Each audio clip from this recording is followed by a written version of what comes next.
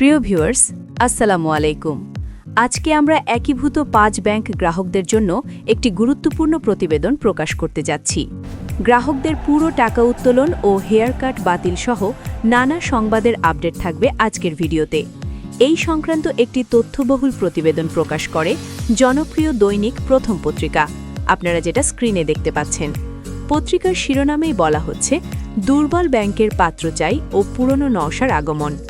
কি বলা হচ্ছে মূলত এই সংবাদ প্রতিবেদনে, কি বলছেন সরকার আর কি বলছেন গ্রাহকগণ, এই সংক্রান্ত বিস্তারিত তথ্য জানাবো আজকের ভিডিওতে। মধ্যযুগে তুরস্কের এক বাদশাহ নিজের চেহারা সুরত নিয়ে খুব অহংকারে ভুগতেন। তিনি তার সভাসদ মোল্লা নাসির উদ্দিনকে জিজ্ঞেস করলেন, আমার এই সুন্দর দেহ নিয়ে আমি যদি কৃতদাসের বাজারেও দাঁড়াই, তাহলে বলো তো হে আমার মূল্য কত হবে? মোল্লা বললেন, মাত্র 10 মোহর। বাদশাহ খেপে গিয়ে বললেন, ইয়ার কি করছো? আমার টুপিটারই দাম তো কমপক্ষে 10 মোহর। শান্তভাবে মোল্লার জবাব, দাম বলতে তো ওটুকুই, আমি সেটারই দাম বলেছি। অর্থাৎ মোল্লার কাছে অহংকারী বাদশার দেহের মূল্য শূন্য। বাংলাদেশের বেশ কিছু ব্যাংকের আসল দামও বাদশার মতো শূন্য। এসব ব্যাংকের সম্পদ বেচে দায় শোধ করলে যে অবশিষ্ট বা নেটওয়ার্থ পাওয়া যায় তা শূন্য বা ঋণাত্মক। অন্তর্বর্তী সময়ে জারি করা ব্যাংক রেজলিউশন অধ্যাদেশ বিল আকারে সম্প্রতি জাতীয় সংসদে পাশ হয়েছে। তবে এর সঙ্গে আপত্তিকর এক নতুন ধারা যুক্ত হয়েছে, যা এক অনালোচিত বিস্ময়। এই ধারায় যা বলা হয়েছে তাতে একীভূত হওয়া দুর্বল ব্যাংকের পুরনো শেয়ারধারীদের আবারও ব্যাংকের মালিকানায় ফেরার সুযোগ সৃষ্টি হয়েছে। ঘটনাটি এরকম, এক কন্যাদায়গ্রস্ত পিতা মেয়েকে বিয়ে দিলেন ভেদরগঞ্জে। জামাতা যৌতুকের জন্য অত্যাচার করায় মেয়ে চলে এসেছে বাপের বাড়ি। বাবা কন্যার পুনর্বিবাহের উদ্যোগ নেওয়ায় আত্মীয়রা সেই পুরনো নওশাকেই অন্যভাবে সাজিয়ে নিয়ে এসেছে। এ যেন ভেড়ার সাজে পুরনো নেকড়ের আগমন। সদ্য পাশ হওয়া ব্যাংক রেজলিউশন 2026-এর অন্য ধারাগুলো কম বেশি সমর্থনীয় হলেও লুণ্ঠিত ব্যাংকগুলোকে পুরনো মালিকদের হাতে ফিরিয়ে দেওয়ার জন্য সরকার প্রদত্ত এই সুবিধা নৈতিকভাবে সমর্থনীয় নয়। এটি আর্থিক নিষ্ঠা বা ফাইন্যান্সিয়াল ইন্টিগ্রিটির অন্তরায়।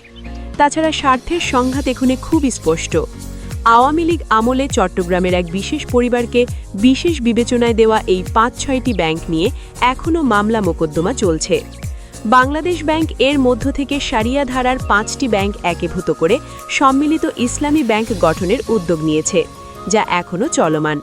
চাটগাইয়া সেই ধনকুবের সিঙ্গাপুরে বসে এ নিয়ে সাবেক গভর্নর ড. আহসান এইচ মনসুরকে শাসিয়েছেন, আন্তর্জাতিক মামলাও দিয়েছেন। এগুলোর কোনো নিষ্পত্তি হওয়ার আগেই সরকার তড়িঘড়ি করে এবং সংসদে কোনো আলোচনার সুযোগ না দিয়ে পুরনো অলিগার্কদের ফেরার সুযোগ করে দিচ্ছে কেন? এটি কি রাষ্ট্রের স্বার্থে নাকি ক্ষমতাসীন দলের স্বার্থে? এ প্রশ্নের উত্তর সরকার নিজ থেকে না দিলেও মানুষের মধ্যে এক স্বাভাবিক প্রশ্ন জাগছে যে, তাহলে কি সেই পুরনো অভিনেতারাই ব্যাংকের রঙ্গমঞ্চের নাটকের নাম বদলে আবার ফিরে আসছেন? আওয়ামী লীগের আমলের সবচেয়ে সমালোচিত বিষয় ছিল ব্যাংক খাত। একজন সাংবাদিক রসিকতা করে বলতেন যে ঢাকার দরবেশ আর চট্টগ্রামের আউলিয়ারা বাংলাদেশের ব্যাংক খাত খেয়ে ফেলেছে। আওয়ামী লীগের কোভিড উত্তর শেষ পর্যায়ে বা দরবেশ যুগে অর্থনীতিবিদদের কেউই বলেননি যে ব্যাংক খাত ভালো রয়েছে। 2024-এর মার্চে খেলাপি ঋণ দেখানো হয়েছে মোট বিতরণ করা ঋণের 13%, যা আসলে ছিল বিকৃত সংজ্ঞায়নের চাপে কমানো সংখ্যা। এরপর ড. ইউনূসের আমলে মোবুক্রেসি ও কারখানা বন্ধের কারণে জিডিপির অংশ হিসেবে বিনিয়োগ নিম্নমুখী হয়।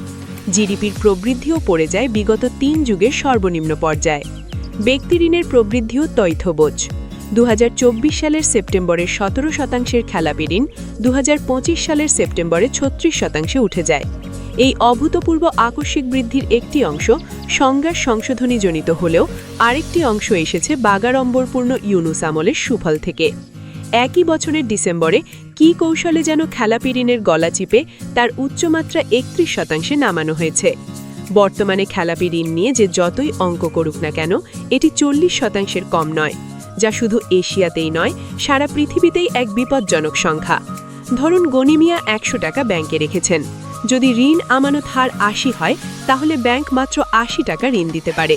সেই 80 টাকার 40% তথা 32 টাকায় যদি খেলাপি হয়ে যায়, তাহলে ব্যাংক ফেরত পায় 48 টাকা। এখানে সহজ হিসেবে ব্যাংকের ব্যবসা অচল হয়ে যায়। কারণ 1 বছর পর গনি মিয়া যখন তার টাকা সুদসহ 105 টাকা ফেরত চাইতে আসবেন, তখন ঘটবে বিপর্যয়। ধরি ব্যাংক ২০ টাকার রিজার্ভ ও সিকিউরিটি বিনিয়োগ থেকে সুদ পেল ৫ টাকা, আর বাকি ৪৮ টাকা থেকে সুদ পেল আরও ৭ টাকা। সব মিলিয়ে ব্যাংকের হাতে থাকবে ৪৮ যোগ ৭ যোগ ২০ যোগ ৫ সমান সমান ৮০ টাকা, অথচ তার দায় ১০৫ টাকা। অর্থাৎ এর নেটওয়ার্থ ঋণাত্মক হয়ে গেছে, যা এর দেউলিয়াত্ব এরকার অনিবার্য করে তুলেছে।